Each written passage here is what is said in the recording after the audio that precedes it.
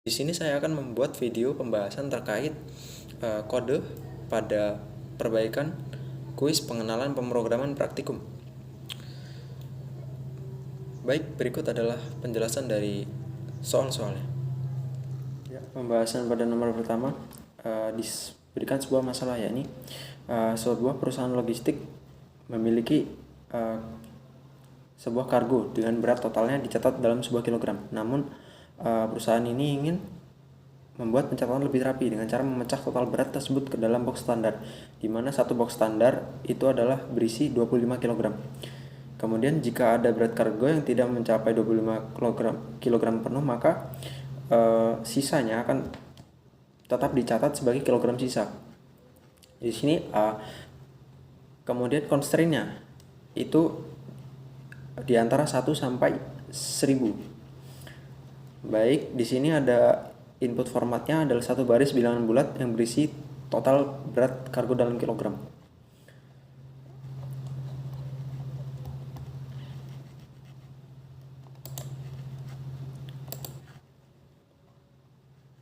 Di sini kita memerlukan 3 buah variabel, yakni adalah integer total berat yang nanti kita akan masukkan ke dalam C input, kemudian ada integer jumlah box untuk menghitung jumlah box dari keseluruhan total berat, serta variabel sisa kilogram untuk menghitung sisa dari total berat yang dibagi dengan jumlah box. Kemudian selanjutnya adalah dengan menginputkan variabel total berat dengan cara cin total berat. Kemudian kita memberikan value kepada atau menginisialisasi jumlah box, yakni sama dengan total berat dibagi 25 sesuai dengan problem tadi, di mana satu box berisi 25 kg. Kemudian menginisialisasi variabel sisa kilogram sebagai total berat modulo dari 25 atau sisa dari 25. Kemudian kita mencetak jumlah box, kemudian mencetak variabel jumlah box yang sudah diinisialisasi tadi. Selanjutnya mencetak sisa kilogram, kemudian mencetak variabel dari sisa kilogram tadi. Ya, di sini bisa kita lihat di sini test case yang saya inputkan berhasil, dan ya, berhasil. Baik, pada nomor selanjutnya saya memilih nomor 4. Sesuai dengan NPM saya genap, saya memilih nomor 4.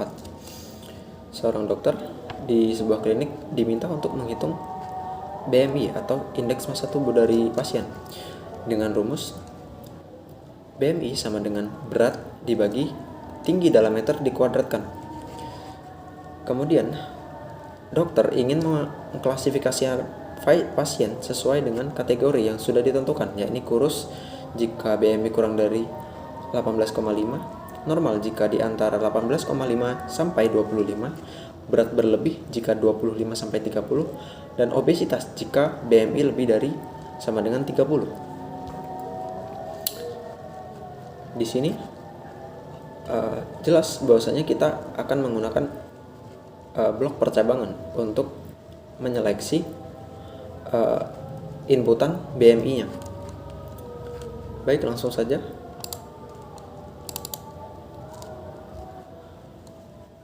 Pada programnya kita beri nama variabel. Kita memerlukan 3 variabel di sini.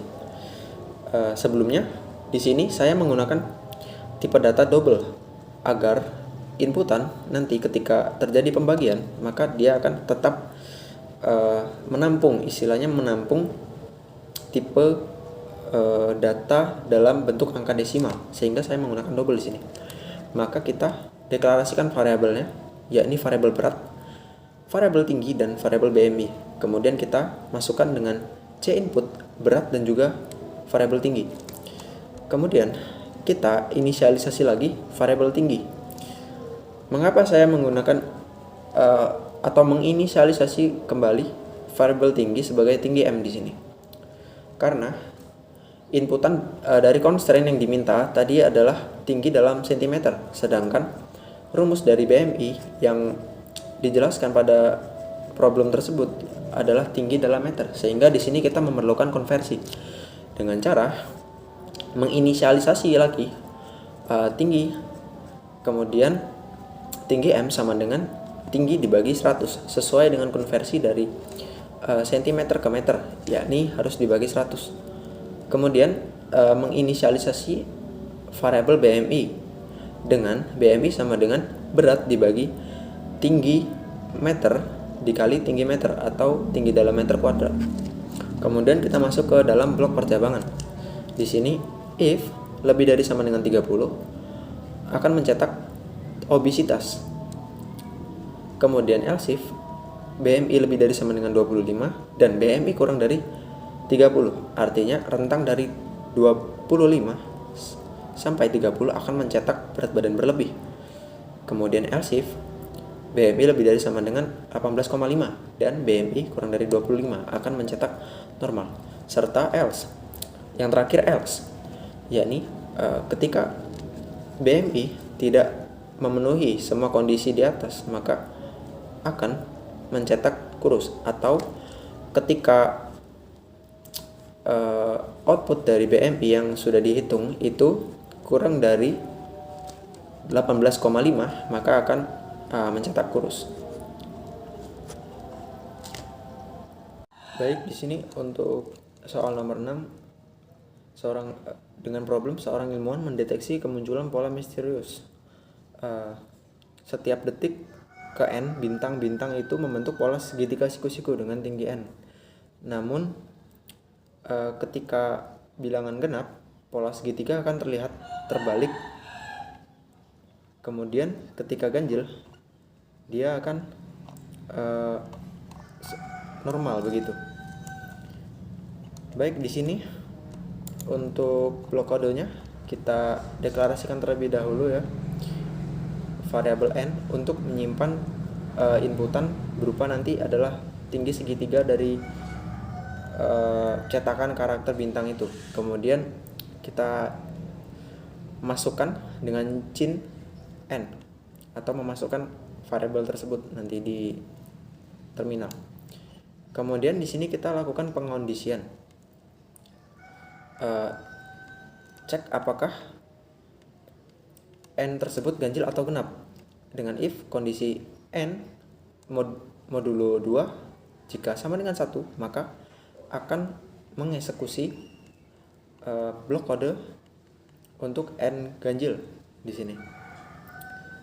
Dengan blok kode tersebut yakni adalah for integer i sama dengan i kurang dari sama dengan N, maka i akan ditambah 1 berupa sebuah outer loop untuk mengontrol baris ke i sampai ke N.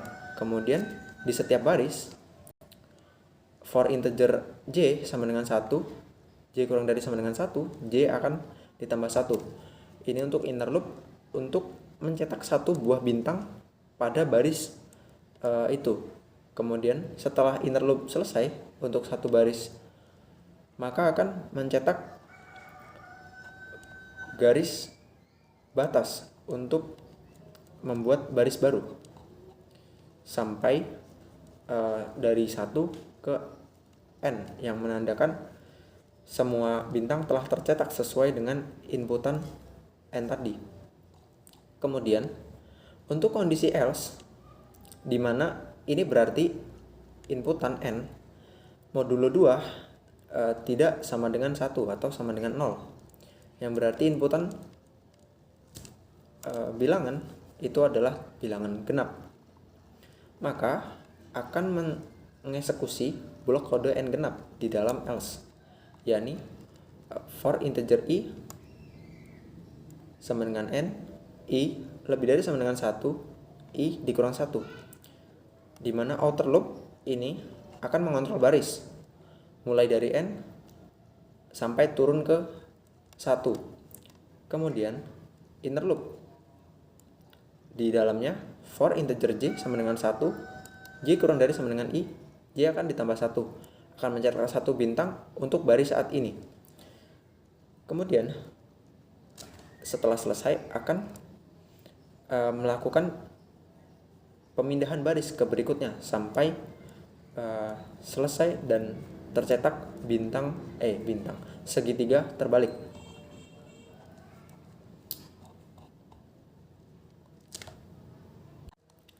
Baik, untuk nomor 8 di sini problem pada suatu hari seorang dosen ini merekap sebuah nilai mahasiswa dalam bentuk array. Kemudian diminta untuk menampilkan nilai terbesar dalam array tersebut. Baik, langsung saja ke pembahasan dari problem tersebut. Kita memerlukan dua buah variabel di sini yang akan kita inisialisasi atau kita deklarasikan terlebih dahulu, yakni integer n untuk menentukan panjang atau size dari array, kemudian mendeklarasikan nama array tersebut. Di sini setelah kita mendeklarasikan panjang dari sebuah array-nya dalam bentuk variabel n, maka kita akan memasukkan n dengan cin n, kemudian mendeklarasikan variabel larik atau array larik. Kemudian kita lakukan perulangan di sini untuk melakukan input secara berulang, di mana input secara berulang ini akan disimpan pada variabel pada array larik. Integer i sama dengan 0 agar kita membuat indeks dari 0. Kemudian ketika i kurang dari n, maka i akan ditambah, dan setiap langkah maka akan memasukkan indeks daripada larik i tersebut. Kemudian kita masuk ke blok untuk mencari bilangan terbesar dalam suatu array. Kita inisialisasi terlebih dahulu. Kita akan menyimpan variabel terbesar, angka terbesar dalam variabel terbesar. Variabel terbesar ini akan diinisialisasi dengan value indeks ke 0 dari array yang sudah kita buat. Kemudian kita melakukan perulangan untuk membandingkan array pada indeks ke i dengan variabel terbesar. Kemudian kita akan mencetak variabel terbesar. Di sini for integer i sama dengan 1, maka i kurang dari n, maka i akan ditambah 1. Dengan percabangan atau if larik pada indeks ke i jika lebih dari variabel terbesar, maka variabel terbesar akan diisi indeks pada larik ke i tersebut. Sehingga ketika proses ini berulang sampai i sudah tidak memenuhi lagi i kurang dari n, maka kita akan mendapatkan variabel terbesar yang berisi bilangan terbesar dalam array tersebut. Maka langkah terakhir yang kita lakukan ini adalah menampilkan variabel terbesar yang sudah tersimpan tersebut dengan cout terbesar. Maka kita akan mendapatkan bilangan terbesar dalam array tersebut.